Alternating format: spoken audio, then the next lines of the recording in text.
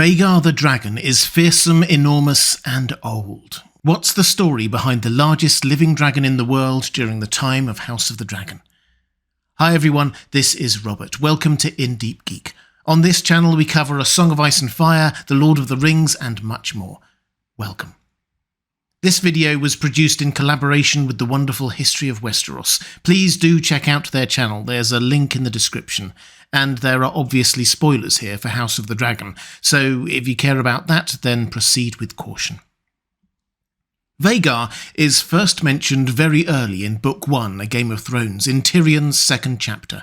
He's thinking about the Field of Fire, perhaps the most decisive battle of Aegon's conquest, and the only time that Aegon and his two sisters took all three of their dragons into battle at the same time.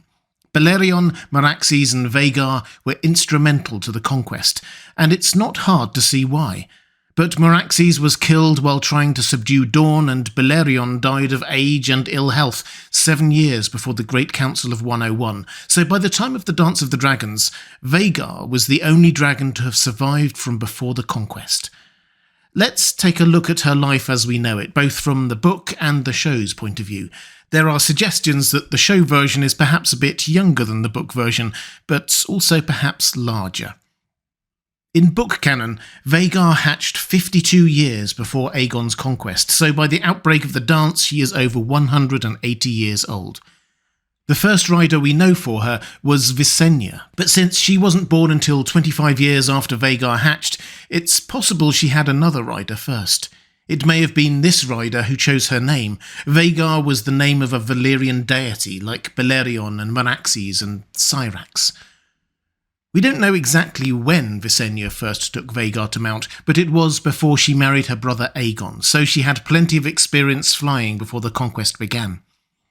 Vhagar's first action in the invasion was at Stokeworth, where she set the castle roof ablaze after crossbows were loosed at her. Visenya then flew her to Gulltown, where she single-handedly burned the Arryn fleet.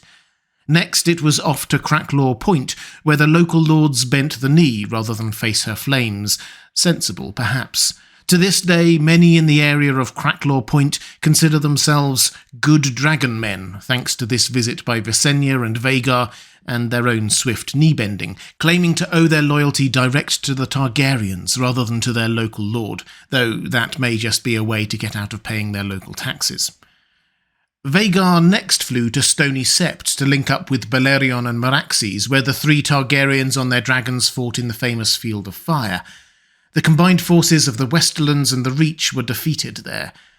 By this point, most of the Seven Kingdoms had got the idea. If you bend the knee quickly to the Targaryens and their dragons, then they won't kill you.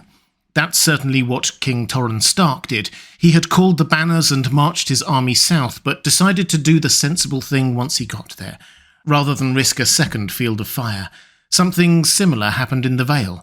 The legendarily impregnable Eyrie was considered so because armies are faced with an almost impossible task in taking it, right at the top of such a steep climb. Its builders had not considered dragons, however. Visenya and Vhagar simply flew to the top of the Giant's Lance and landed in the private courtyard of the Arryns, where the young Lord Ronal was playing. When his mother Shara arrived hurriedly, she found her son sitting on Visenya's lap, asking if he could go for a ride. The message was clear enough. The Dowager Queen bent the knee, and her son got something very few non-Targaryens get to experience in life, a dragon ride. As relatively easy as the conquest had been for House Targaryen to this point, Dorne would not yield easily, or at all. Vhagar and her fellow dragons spent 2 years burning the castles of Dorne. All of them were burned at least once, many more than once, save Sunspear and the Shadow City. Meraxes was killed at the Hellholt, but we know of no serious injuries to Vhagar in this time, or at any time during the war. Anyone who faced her failed or died. But most did not choose to face her at all, especially in Dorne. When the dragons were spotted, the Dornish just took to cover and waited for them to go away again. As dragons get older, their fires grow ever hotter. Were Vhagar older, these attacks on Dorne may have done more lasting damage. Still, we can assume that they were quite devastating in any case.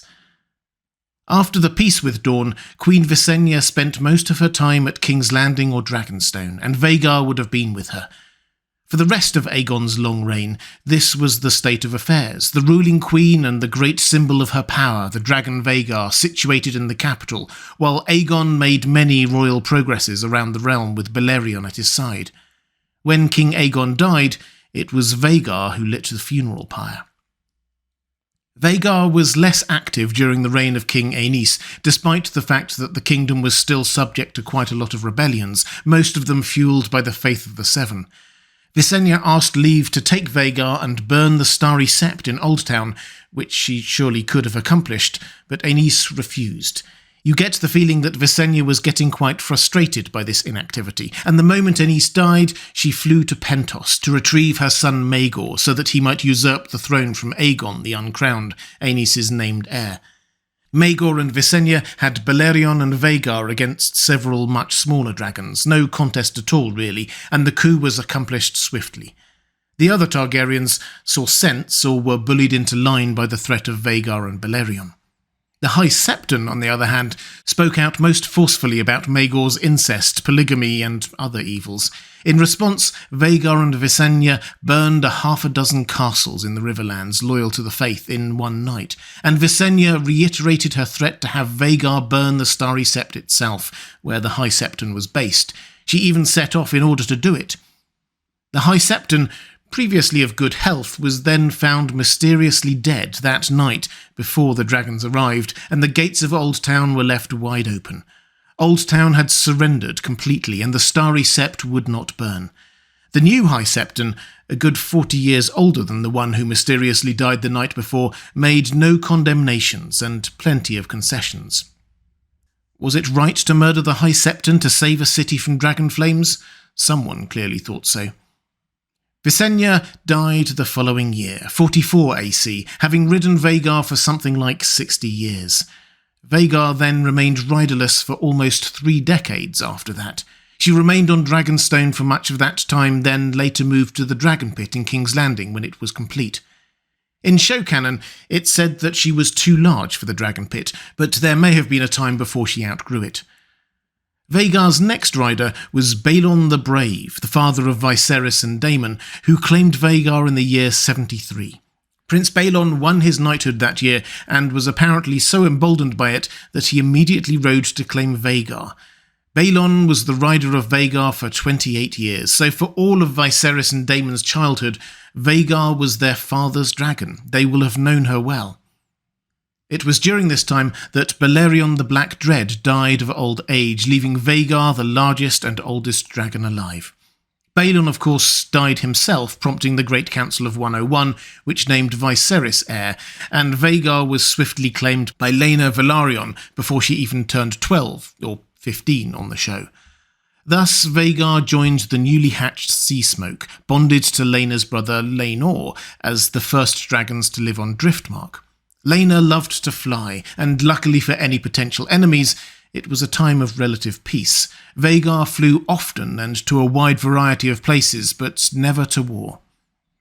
After Laena married Prince Daemon Targaryen in 115, Vhagar was reunited with Caraxes. Vhagar had been Daemon's father's dragon, now it was his wife's. For the next 5 years they had lived in Pentos, Volantis, Qohor and Norvos. Always huge crowds formed to see the dragons.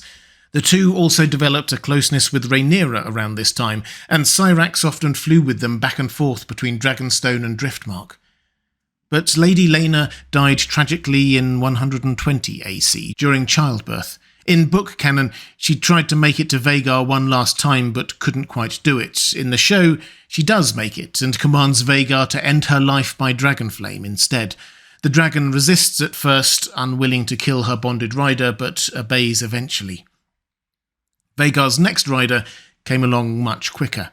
While gathered for Laena's funeral at Driftmark in both show and book canon, Prince Aemond claims her rather unexpectedly. He pays a heavy cost for it. Lucerys slashes out his eye, but Aemond famously calls it well worth the price to claim Vhagar. Aemond's use of Vhagar in the Dance of the Dragons was brutal. Indeed, Vhagar's first action arguably pushed the conflict into war. Aemond flew her to Storm's End to win Lord Baratheon to the side of the Greens. It was literally a dark and stormy night when Prince Lucerys arrived on his dragon Arrax a few days afterwards, while Aemond was still there. While their riders and other people argued indoors, Vhagar and Arrax sat in the yard. No doubt Arrax posed no real threat to Vhagar, and we can only wonder if the much younger and smaller dragon was intimidated, or if dragons are always aggressive no matter what. It wasn't long before Prince Lucerys re-emerged to mount Arrax and fly away, and not long after that when Aemond emerged as well to mount Vhagar and claim revenge for his lost eye. Without the inclement weather, the younger, quicker dragon likely would have escaped, but Storm's End proved the truth of its name, and a storm helped Vhagar end Arrax and Lucerys. They flew back to King's Landing, where Aemond was cursed by some of his family, and the dance began in earnest. Of course, the show put a twist on that action by showing that Vhagar only attacked Arrax when provoked, and contrary to Aemond shouting, "No!" Vhagar is not a pet or easily controlled, even by its bonded rider. Vhagar's next action was at nearby Rook's Rest. Though it might seem improbable, the largest living dragon was used in an ambush, with Princess Rhaenys and her dragon Melies the prey.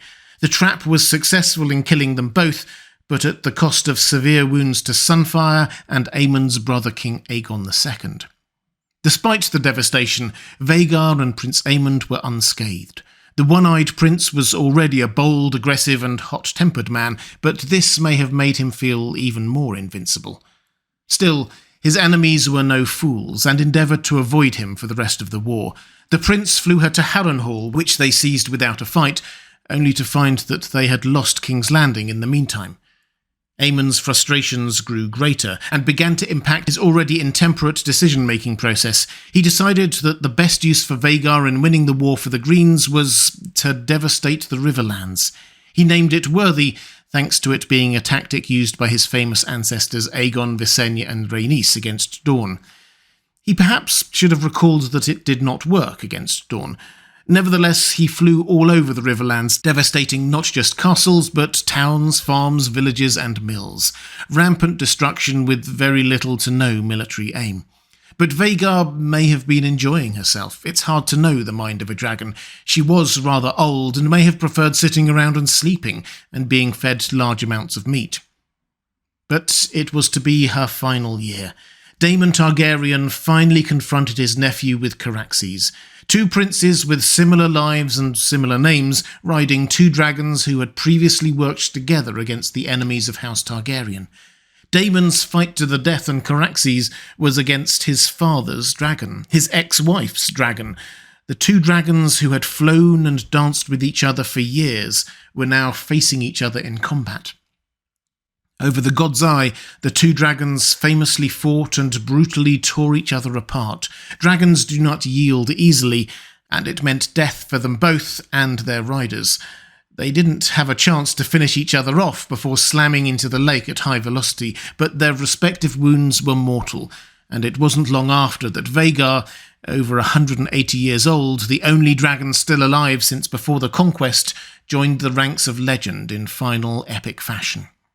Vhagar was never truly defeated, and until this final battle, barely tested, it seems. She almost always outclassed her opponents by sheer size. It took a suicide run to end her. Daemon deliberately killed all of them. There's perhaps a pattern in Vhagar's riders that we can discern. Very frequently, she was ridden by the second most powerful person in her faction. Visenya was second to Aegon, Laena was second to Laenor, Balon to his older brother Aemon, then to the Old King after Aemon passed, finally Aemond to his brother Aegon. Notably, in all these cases, save with Balerion, Vhagar was the larger dragon, larger than Laenor's Seasmoke, Aemon's Caraxes and Aegon's Sunfire. Vhagar's bones were recovered with Prince Aemond's bones changed to her saddle still, and Dark Sister through his eye. Her skull was placed in the throne room at the Red Keep until removed to the basement by Robert Baratheon. There it lays still, along with the other Targaryen dragon skulls, as we saw through Arya's point of view, and may again someday through her or another POV. Vhagar's skull and the stories told of her ensure she will still be spoken of for decades, if not centuries or even more. A dragon her size may never be seen again in Westeros. If you'd like to see more A Song of Ice and Fire videos, please click on the link appearing now on the left of your screen. Or to support this channel, thank you, there's a link to my Patreon on the right of your screen. That's all for this time. Thanks for watching. I'll see you again soon.